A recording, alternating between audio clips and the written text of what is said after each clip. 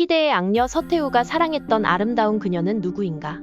청나라 말기에는 사회가 혼란스러웠고 전쟁이 자주 일어났지만 서태후는 나날을 즐겁게 보냈고 전쟁이 일어나면 평화를 청했으며 그 결과 많은 땅을 잃게 되었다.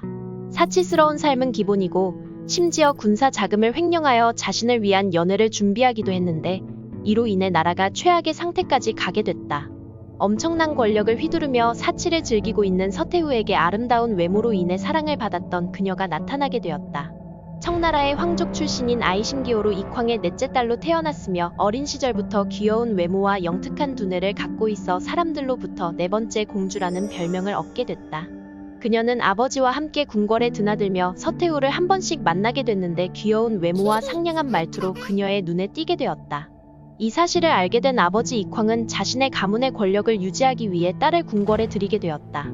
당시 그녀의 아버지였던 이광은 심각하게 부패한 관리였으며 그의 부패 수준은 누구도 따라올 수 없을 만큼 대단했기에 든든한 백이 필요했던 것이다. 예의 바르고 현명한 그녀는 자신의 가문을 지키기 위해 아버지의 결정대로 궁궐에 들어가게 되었고 서태후의 전속 시녀가 되었다. 나이가 먹을수록 더욱 권위주의적이고 포악하게 변했던 서태후는 다른 사람들의 의견은 듣지 않았고 아무도 서태후 옆에 서는 걸 꺼려하였다. 그녀는 가문을 책임져야 한다는 생각으로 다른 공주, 시녀들과 다르게 항상 서태후 옆에 서서 그녀를 보좌하였고 훗날 가장 총애받는 시녀가 됐다. 서태후는 서양에서 들어오는 선물을 구경하는 것을 좋아했는데 어느 날 선물 중에 카메라가 있었고 자신의 모습을 작은 종이에 담을 수 있는 것에 매료되어 사진 찍는 것을 즐기게 됐다.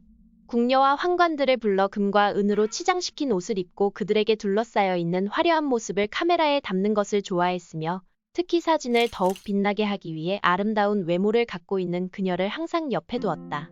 서태후의 인형처럼 살아가던 오늘의 주인공 시객에는 나이가 들어 총독의 9번째 아들과 결혼을 하게 되었고 더 이상 궁궐에 머물지 않고 사가에서 행복한 생활을 하게 됐다.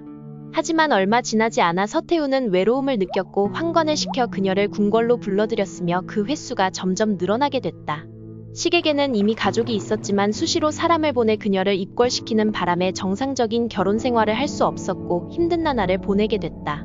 힘든 결혼 생활을 하던 중 남편은 갑작스럽게 병에 걸리게 됐고 얼마 못 가 병세가 악화되어 세상을 떠나게 됐다.